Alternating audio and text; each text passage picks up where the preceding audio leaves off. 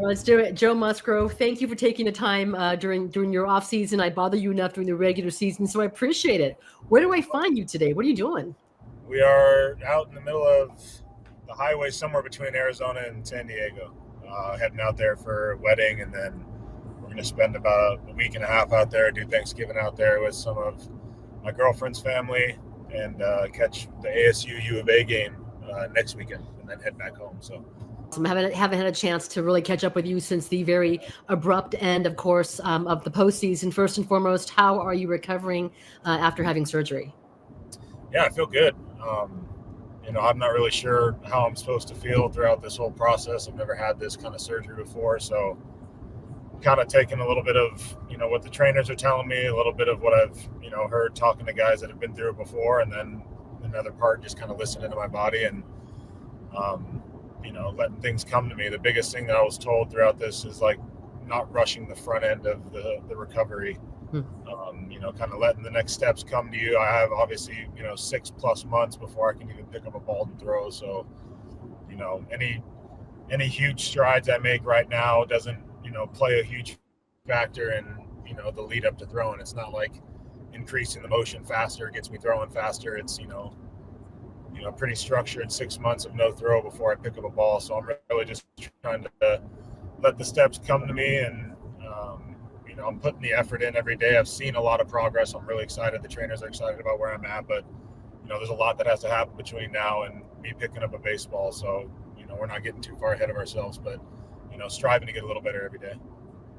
Joe, we all know what a competitor you are and how hard you work to even get back with your team in the first place to help contribute the postseason run. How hard was it for you to not be with your team during the NLDS?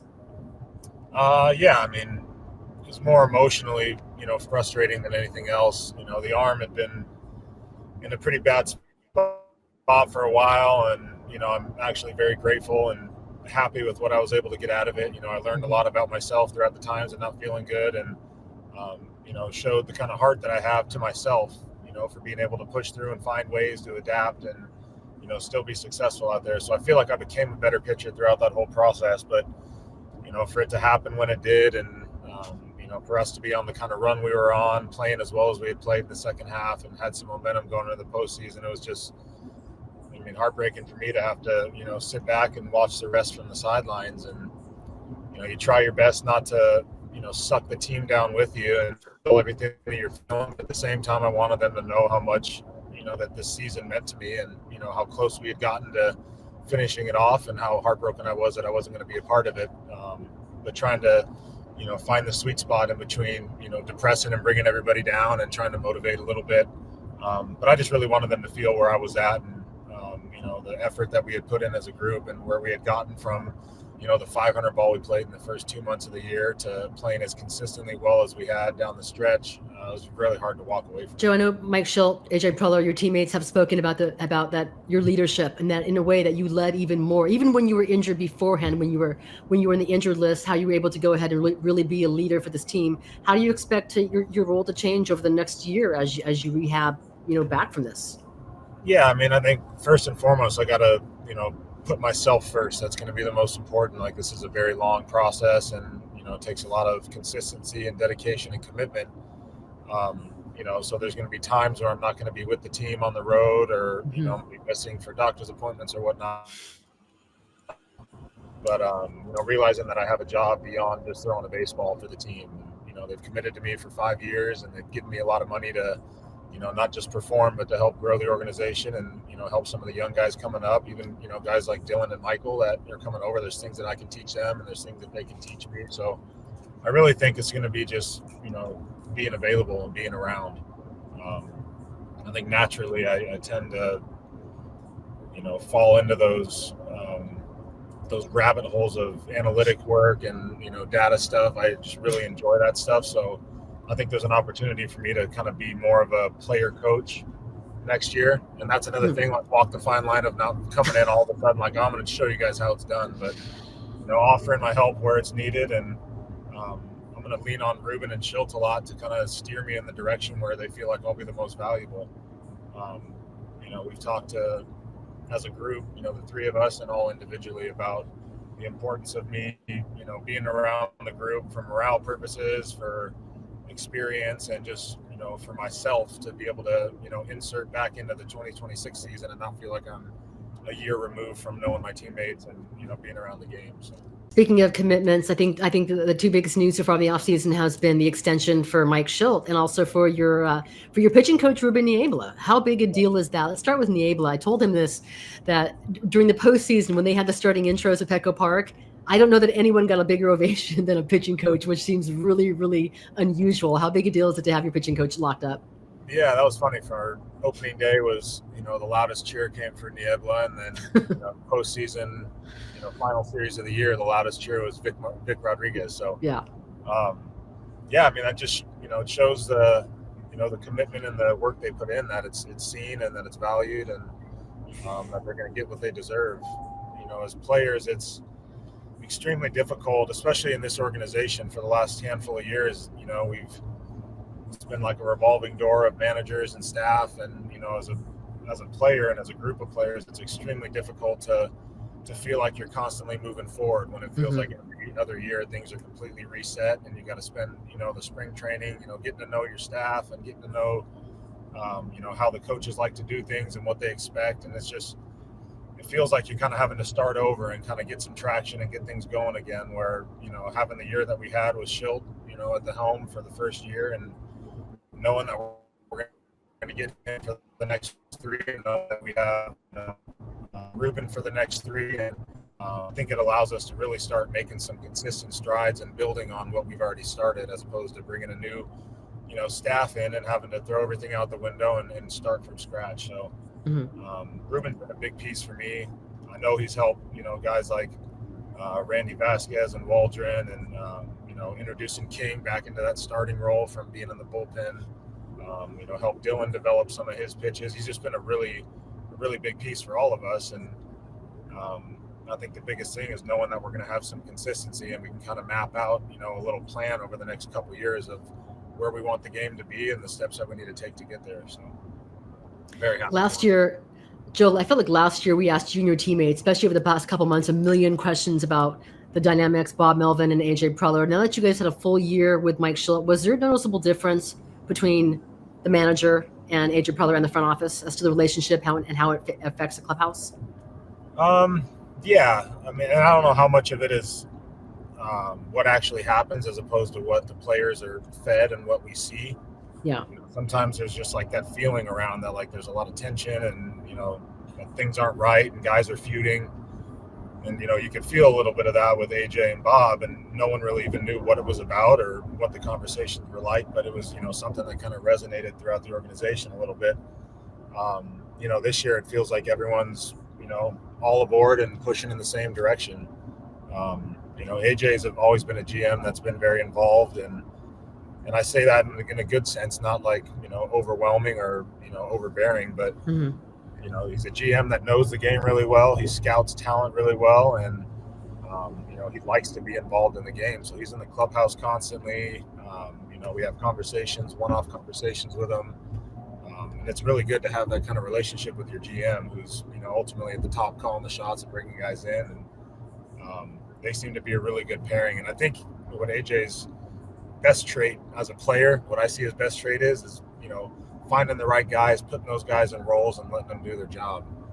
It's very difficult when you hire someone to do a job and then you want to come in and help them do their job, that you hired them to do. It creates friction. It, creates some inconsistencies in the routines and, what people want. And I think they just have a really good system going with allowing Shildt to give his staff some orders and some direction and trusting them to go get the job done. So.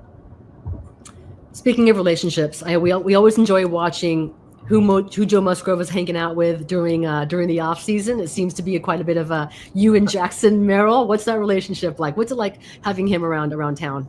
Yeah, I love it. I mean, and then not to like age myself or sound like I'm like this old vet in the game, but like it's refreshing to be around a young kid that's like new to the game and has a lot of intensity in the way he plays and the way he works, and has this like burning fire to like just destroy the rookie scene, and It was really good for me this year. It was, like I said, it was like a constant motivator and a reality check of where I'm at and how I got to like reshift my focus sometimes. But yeah, I just really enjoy him as a person too. Baseball stuff aside, we've gotten along really well this year. We found a lot of similarities. Our approach to the game and the way that we prepare is very similar. So, and I feel like I have the ability to find somebody that I actually enjoy being around and I like, and I feel like I can help. From a pitching perspective, what I look at, what I see in his game that I would improve, or how I would try to, attack him. We just had a really good partnership. Played poker on the flights together, so he stuck around for about a month or so after the season, and we went to a Clipper game last night. We've been working out of the field, regularly. So yeah, I really enjoyed him. His girlfriend Sammy's great. Our girls get along really well. So yeah, it's easy. Are you surprised only 7 first place votes for Jackson Merrill for Rookie of the Year? I know fans in San Diego thought for sure slam dunk. When you have a chance to watch that guy play every single day, he seemed like a slam dunk Rookie of the Year. But instead it went to Paul Skeens, who didn't participate as much as a pitcher, of course. Right. Yeah, I was very surprised to see that he only got 7 first place votes. But I was at the field with him the day that those things were announced, and I was just wrapping up my rehab. He was walking in with his girlfriend to go do the video thing, and I honestly didn't even know it was that day. And he's like, "Yeah, I'm heading down to do this thing. They want us to do it on TV and live, and no one knows what's going on." And I just told him, I was like, "Look, man, whatever the result is, like, you should be extremely proud of the way that you played and the the mark that you left on the league." I was like, winning the Sporting News Rookie of the Year is, in my eyes, the most valuable thing you can get. That's voted on by your peers that you play against, and against very, very well educated baseball people that that know the game and see all the details that maybe the average fan or the average writer might miss. It goes a lot about reputation. You hear from around the league. If you like a guy the way he plays, all the guys are always asking, "Hey, is that a good guy? What's he like?" And that stuff dictates your votes. Like, you might see a great player, and some people just have this like grudge or a spite against him and won't want to vote for him. But I think Jackson all around did things extremely well this year as a rookie, and I don't want to sit here and like bash the writers or bash Skeens for winning it, because he had equally an as amazing season.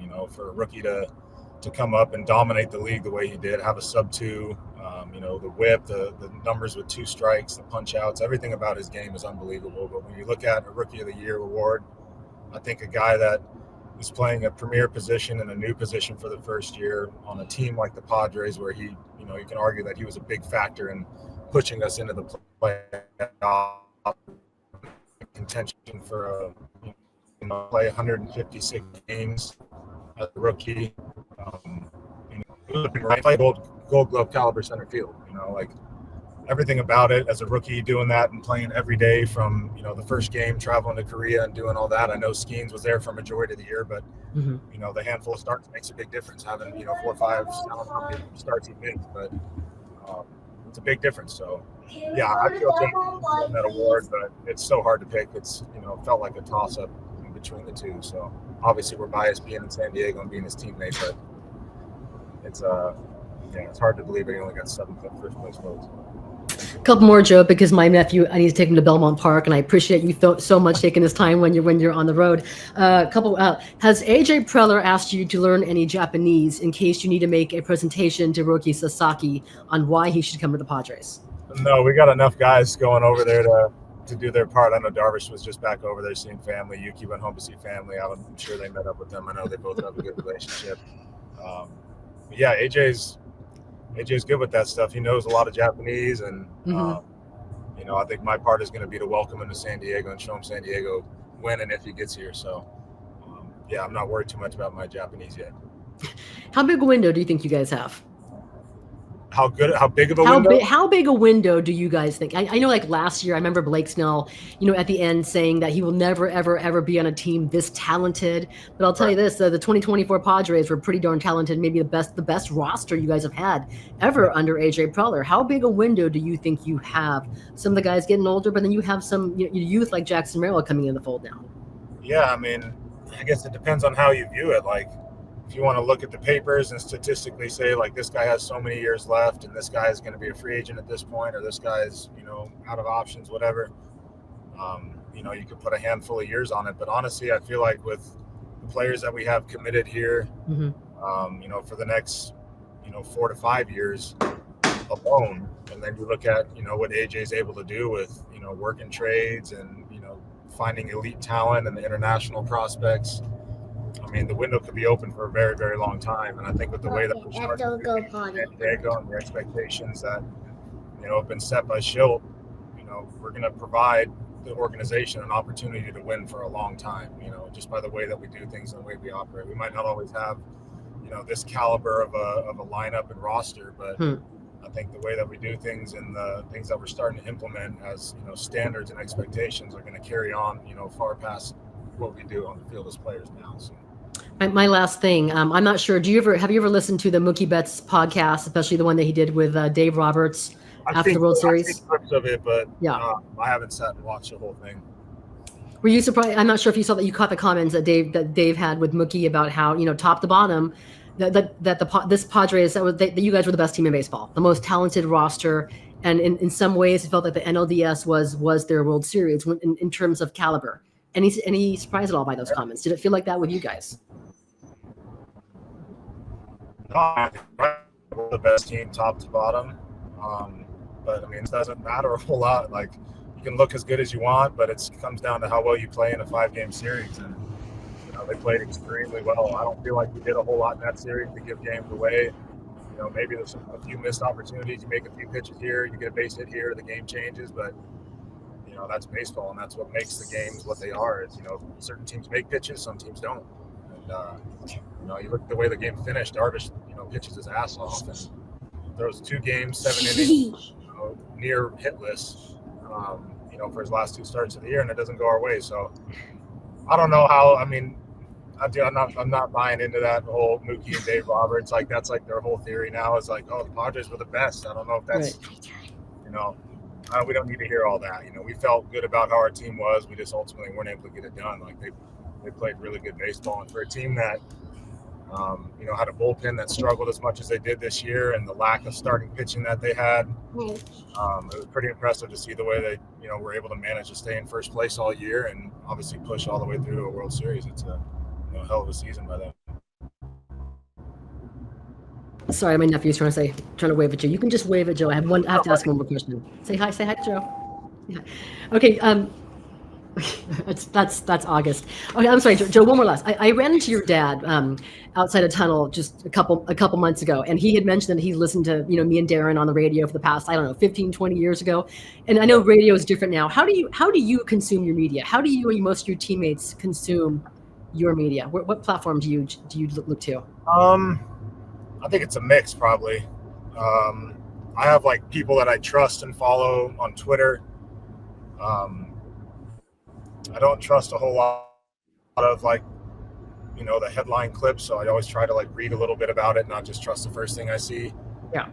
But a lot of it's word of mouth. You know, it's typically I'll see something and I'll kind of just keep it to myself until I hear, you know, 3-4 other guys kind of back it up, so I know I'm not crazy seeing something.